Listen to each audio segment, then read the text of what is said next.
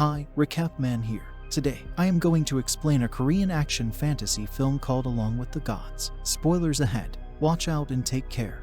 A massive building is on fire somewhere in Korea's population center, while a firefighter called Hong dives out of the structure, attempting to rescue the life of a civilian. The intense heat burns his rope, leading him to fall fast to the ground without touching the safety cushion. His entire life flashes before his eyes, yet he is able to wake up after saving the little girl from death. He stands up and goes to the girl's family to see whether the victim is harmed, but despite his best efforts to grab their attention, no one appears to be listening. Suddenly, he hears a voice calling his name from a distance and notices two individuals in suits smiling at him in the midst of the mayhem. Hong attempts to warn them to stay away from the falling debris, but soon finds the firefighters attempting to save a man who looks just like the main character himself.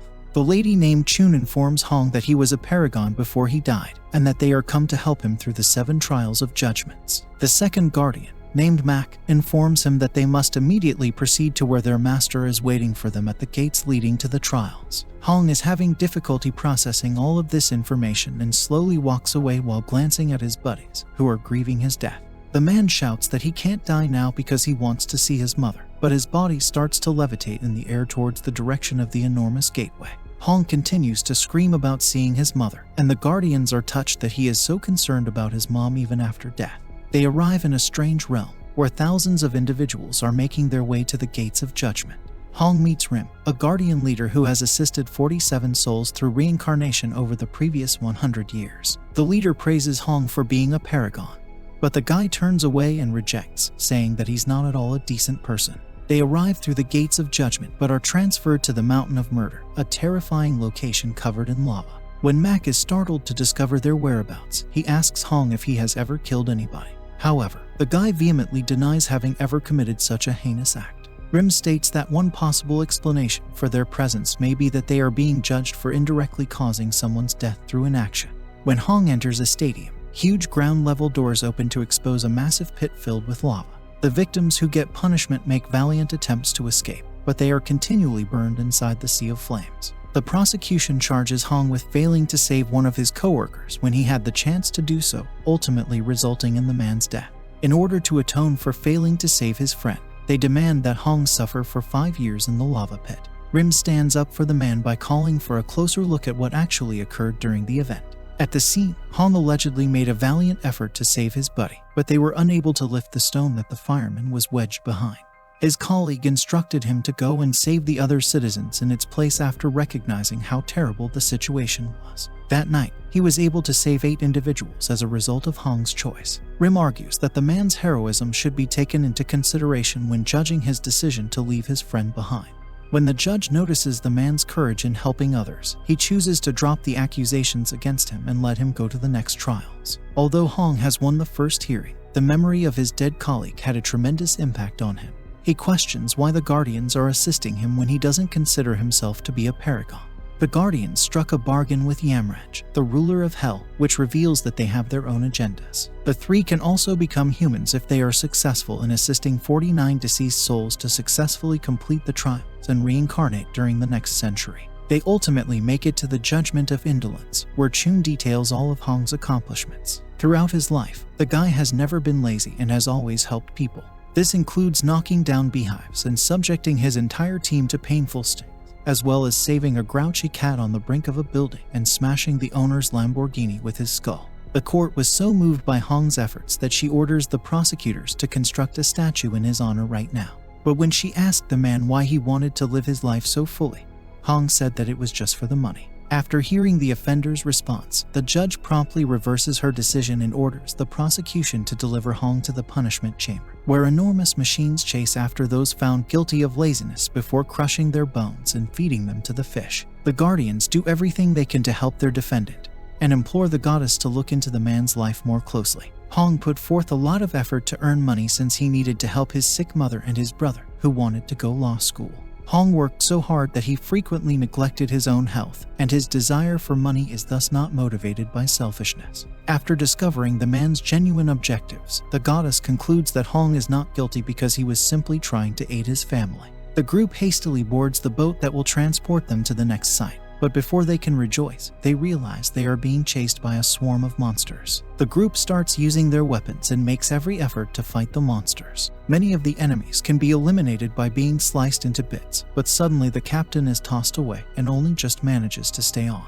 Mac is forced to defend the ship entirely on his own while his captain recovers. Finally, Mac hits a massive stone pillar, causing the boulders to fall and sparing them from the monster's pursuit. According to the guy, this is only possible since a family of Hong died and transformed into a vengeful spirit. Rim makes the decision to go see Hong's family in order to get the truth about what occurred in order to prevent more monsters from hunting them in the future. He visits Hong's home and sees that the mother is obviously still alive. This can only indicate that the brother Su was the one who passed away and became a vengeful spirit. The Dark Aura attempts to flee, but the Guardian follows closely after. Rim tries to capture the spirit with his weapon, but the spirit avoids the strikes from behind. The two ultimately fight and knock the Guardian away, enabling the spirit to vanish while Rim furiously searches for his target. The Guardian takes the route to a military installation, where he hears a soldier discussing Su and calling him a deserter. Even worse is the fact that the captain and one of his other troops are obviously hiding something. Rim poses as an army colonel and confronts the captain about Su, accusing him of being responsible for the man's death.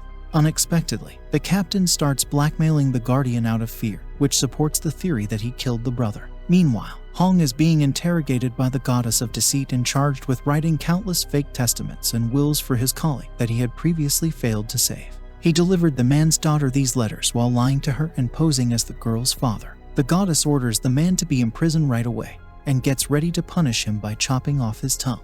Fortunately, Rim is able to telepathically communicate with his crew and supports Hong's action.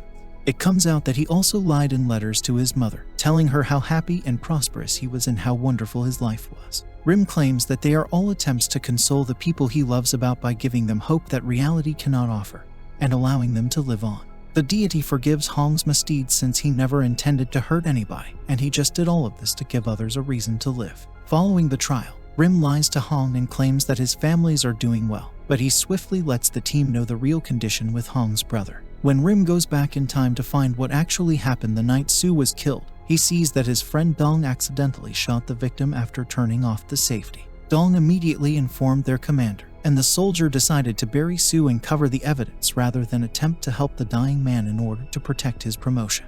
In horror, Rim stares at Su's body and realizes that he wasn't really dead. This causes Rim to recall memories from his childhood, when his father was similarly buried alive. Hong has also arrived at the place of injustice, where humans are imprisoned for years as retribution for their crime of failing to help others. Fortunately, Hong's occupation as a fireman ensures that he won't face judgment here and will instead be permitted to go to the next place. During the cable car trip, it is revealed that all of the guards' memories have been wiped except for their captain, Rim. Mac tries to prevent his friend from disclosing any more information about their restrictions, but unintentionally reveals Hong that his brother is dead. In fact, he is the vengeful spirit. When the guy realizes the truth, his unstable mentality causes the entire realm to tremble, and the cable car to shatter, almost causing his guardians to fall to the ground below. However, Hong is able to gather himself at the last second and offers to help his teammates. In the end, the three arrive at the place known as the Hell of Betrayal, where a lovely goddess judges those who have betrayed their loved ones by capturing them in a mirror and shattering the victims. Fortunately, Hong was a paragon in his entire life and did not betray anybody, enabling him to leave this place without trouble as well. Meanwhile, Rim locates the enraged ghost at a nightclub, where he is attempting to murder one of the soldiers who buried him alive. The Guardian immediately pursues Su, and as they fly across the city, they engage in constant air combat. Rim captures the ghost by creating a trap and binding him to the building with a magical rope. The Guardian warns the spirit that he must forgive his murderers in order to reincarnate, or else he will perish forever. But this just served to remind Su of how he was betrayed and buried alive by his closest friends, prompting him to scream in wrath and break free by sending forth a huge shockwave. On the other hand, Dong, who had drank a lot of alcohol, had made the decision to tell Su's mother where the body was because he could no longer handle the guilt. The woman opens the map and finally sees the whereabouts of his youngest son, while Su watches everything from behind his mother. The vengeful spirit goes to Rim and tells the Guardian that he has decided to forgive Dong after seeing the soldier's guilt and how the location of the body was given to the mother. Su pleads with the Guardian to take on the role of a medium so that he can speak to Dong one more time, agreeing to endure the trials afterwards. The soldier is told by the spirit, speaking through the guy, to stop crying over things from the past and to accept his forgiveness. Meanwhile, Hong has arrived at the pit of violence and finds a massive hole into which they must jump to reach the trials. The man falls into the big aperture and collides with a massive boulder, but Mac catches him and lands alongside Hong. However, Hong slips towards the two and accidentally knocks them over, forcing them to free fall once again into the bottom of the pit. Mac hurries towards the two as Hong grabs the girl and attempts to save her from the accident, exactly as he did before he died. Surprisingly, as they reach the bottom, their fall is abruptly halted. The trial for violence begins, and the prosecutors accuse Hong of beating up his brother in high school. This was particularly cruel because the small kid was malnourished owing to the family's poverty at the time. After the fight, Hong really never asked for forgiveness since he abandoned his family the very following day and hasn't returned since. The judge makes a quick decision that the guy has attacked his own family, and as punishment, he intends to throw him into a pit where humans are continuously hammered by rocks. As Hong is ready to be sentenced, Chun hastily requests that the court hold the judgment and examine the last trial with the present one, as they are closely linked. This play is extremely dangerous since it compels the Guardians to give up their powers in the afterlife if Hong is proven guilty on the next trial. Sadly, the Guardians swiftly discover the reality of what actually occurred on the night of the fight. Su awoke when he saw his brother kneeling before his mother. He immediately demanded to know what Hong was doing, but soon learned that he was attempting to murder his mother with a pillow. Su instantly tried to stop his brother, which provoked Hong to drop the pillow and begin beating the kid with rage. It turns out that because his family was so poor, and his mother was seriously ill at the time, Hong felt extremely hopeless. He thought that the only way to stop their pain was by death, and nothing else. This is also the reason he felt so guilty later, and ran away from home, never to return to his family again. When the Guardians learn this, they lose all hope since they understand that they will not be able to succeed in the trials at this time, especially in the last hell of filial impiety. Meanwhile, Rim is attempting to bring Su closer to his body so that the spirit, too, might begin the journey towards rebirth. When they arrive at the military camp, Su is startled to discover his mother there, pleading with the troops to bring her to her son's body. When the army captain notices this, he charges the lady, tearing up her signs and shoving her to the ground, where she collapses from exhaustion. Su becomes furious at witnessing his mother being attacked by his killer and rapidly reverts to the vengeful spirit he was before. He breaks free from the chains and grabs the Guardian, tossing him away with great force. Su becomes enraged to the point that he transforms into a massive tornado, engulfing all the nearby soldiers and creating a portal to the afterlife. The vengeful spirit smashes everything around, causing huge commotion as Rim desperately tries to stop everyone from being killed. Fortunately, Mac is able to charge through the portal into the living world and launches at Su, shattering the enormous statue and stunning the opponent. Rim seizes the opportunity and charges in as well, capturing Su with a magical rope and puts an end to the rampage. Meanwhile, the trial of Hong begins on the other end, with King Yamraj himself deciding to judge over the sessions. The guy is accused by the deity of assaulting his sibling and trying to kill his own mother during a period of extreme hardship.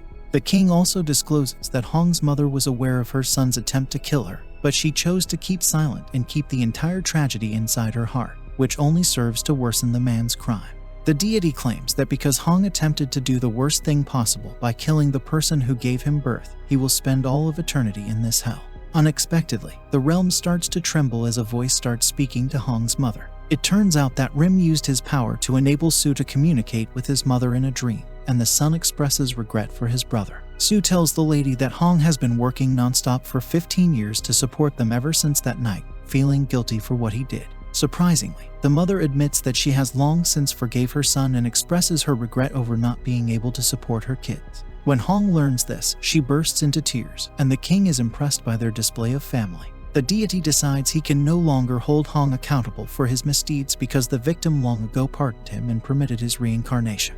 When Hong hears this, he bows to Chun and expresses gratitude to the Guardians for supporting him on the journey before vanishing into the dazzling lights. Subscribe for more video like this, turn on notification and leave a like to help the channel out. Thank you for watching.